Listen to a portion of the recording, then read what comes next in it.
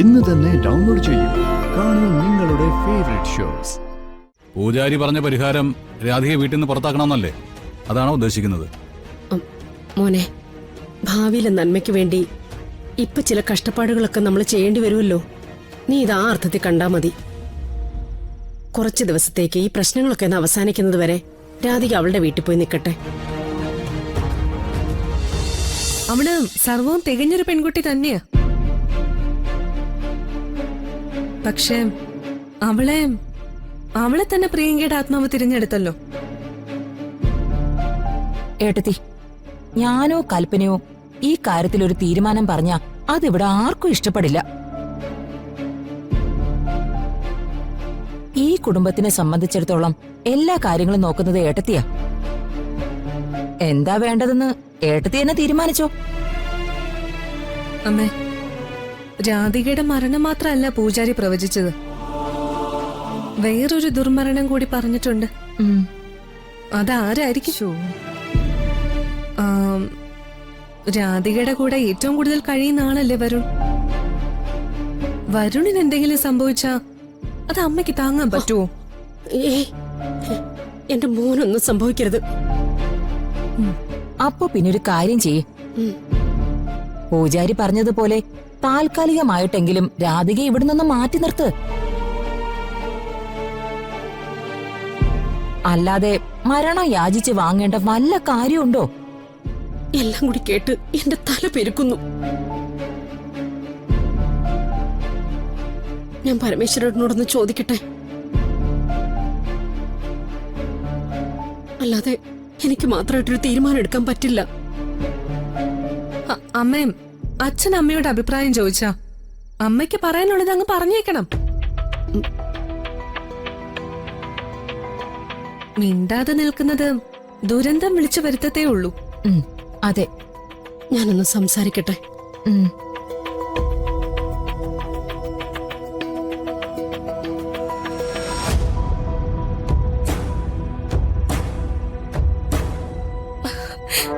അയ്യോ, എനിക്ക് വയ്യ.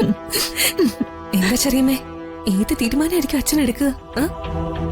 ഏട്ടത്തിയുടെ ഉള്ളു നന്നായിട്ടൊന്ന് പൊള്ളിയിട്ടുണ്ട്. ഈ ലോകത്ത് വേറെ ആർക്കെന്ത് സംഭവിച്ചാലും ചിലപ്പോ ഏട്ടത്തി അത് സഹിക്കുമായിരിക്കും. പക്ഷേ വരുണിന്റെ കാര്യത്തിൽ അതുണ്ടാവില്ല.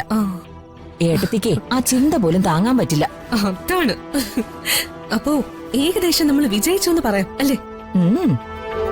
അധികം വൈകാതെ ചിലപ്പോ നാളെ രാവിലെ തന്നെ രാധിക മോള് ആറ്റുവാശ്ശേരിയിലേക്ക് ബാണ്ടം എടുത്ത് ഇറങ്ങുന്നത് നമുക്ക് കാണാൻ പറ്റും.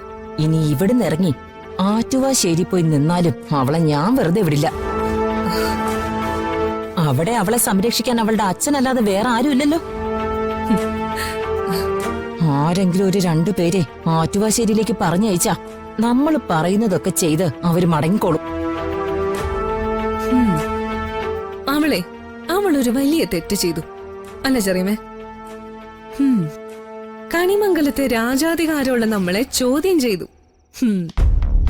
അങ്ങനെ ആരെങ്കിലും ചോദ്യം ചെയ്താ അവരെ കാത്തിരിക്കുന്നത് മരണമല്ല, ദുർമരണോ. കഷ്ടം. പെൺകൊച്ചിന്റെ വിധി അടുത്തപ്പോഴാ ഇവിടുത്തെ മരുമകളാകാൻ അവൾക്ക് തോന്നിയത്. അതെ,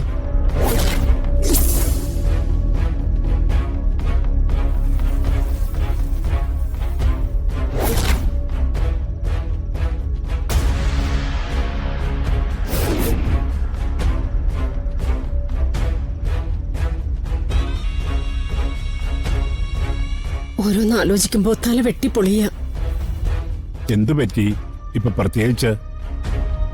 പൂജാരി പറഞ്ഞ കാര്യങ്ങൾ ഓർത്തിട്ട് തന്നെ ഞാനൊരു അഭിപ്രായം ചോദിക്കട്ടെ? എന്താ? രാധികയും കൊണ്ട് വരുൺ കുറച്ചുകാലം എവിടേക്കെങ്കിലും ഒന്ന് മാറി നിന്നാലോ? അതുകൊണ്ടെന്താ പ്രയോജനം? അല്ല, ഇവിടെയാണല്ലോ പ്രേതാത്മാവിന്റെ ഭീഷണി ഉള്ളത്. അത് വിചിത്രമായ ഒരു ആശയമാണല്ലോ.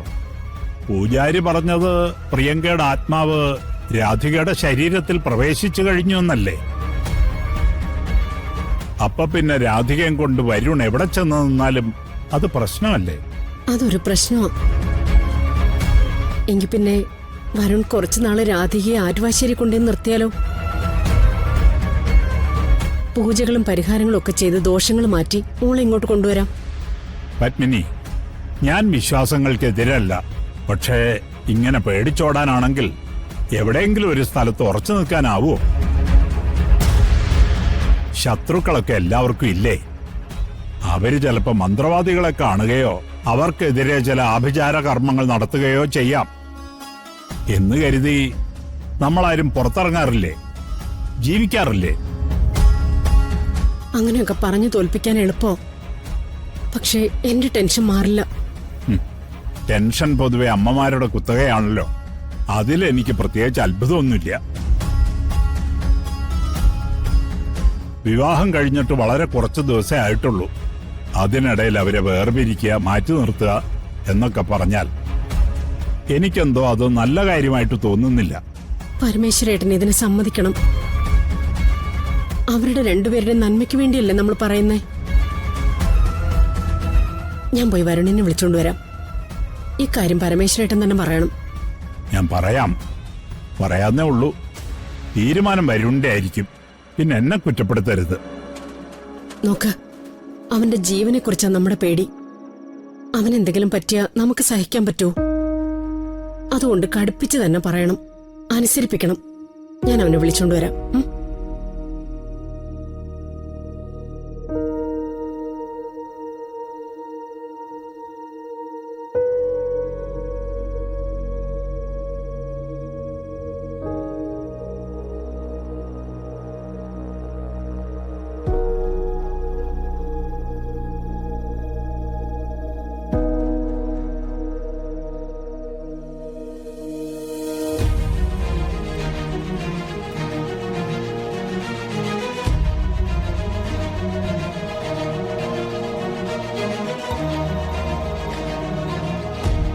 എന്താ അച്ഛനും ഞാനും തമ്മില് ഇത്രയും നേരം സംസാരിക്കുകയായിരുന്നു. പൂജാരി പറഞ്ഞ കാര്യങ്ങളൊക്കെ കേട്ടല്ലോ നീ. ഒരു പരിഹാരം എന്താണെന്ന് കണ്ടുപിടിക്കണ്ടേ? പൂജാരി പറഞ്ഞ പരിഹാരം രാധികയെ വീട്ടിൽ നിന്ന് പുറത്താക്കണമെന്നല്ലേ? അതാണോ ഉദ്ദേശിക്കുന്നത്? മോനെ, ഭാവിയിലെ നന്മയ്ക്ക് വേണ്ടി ഇപ്പൊ ചില കഷ്ടപ്പാടുകളൊക്കെ നമ്മൾ ചെയ്യേണ്ടി വരുമല്ലോ. നീ ഇത് ആ അർത്ഥത്തിൽ കണ്ടാ മതി. കുറച്ച് ദിവസത്തേക്ക് ഈ പ്രശ്നങ്ങളൊക്കെ ഒന്ന് അവസാനിക്കുന്നത് വരെ രാധിക അവളുടെ വീട്ടിൽ പോയി നിൽക്കട്ടെ. രാധിക എന്റെ ഭാര്യയാണ്. ഞങ്ങൾ ഒന്നിച്ച് ജീവിക്കാൻ തുടങ്ങിയിട്ടേ ഉള്ളൂ. അതിനിടയിൽ ഞങ്ങൾക്ക് എന്തായാലും പിരിഞ്ഞിരിക്കാൻ പറ്റില്ല. എടാ, വാശി പിടിക്കരുത്. ഈ നടക്കുന്ന കോലാഹലങ്ങളൊക്കെ നീ കാണുന്നതല്ലേ? നിന്നെക്കുറിച്ച് ഞങ്ങൾ ചിന്തിക്കണ്ടേ? നിന്റെ നന്മയ്ക്ക് വേണ്ടിയല്ലേ ഞങ്ങൾ ഓരോന്ന് ചെയ്യേണ്ടത്? അച്ഛനും ഇതേ നിലപാട് തന്നെയാണോ? കുടുംബനാഥൻ എന്ന നിലയില് കുടുംബത്തിലെ എല്ലാവരുടെയും പേടിയും പരാതിയും എനിക്ക് കണ്ടല്ലേ പറ്റൂ.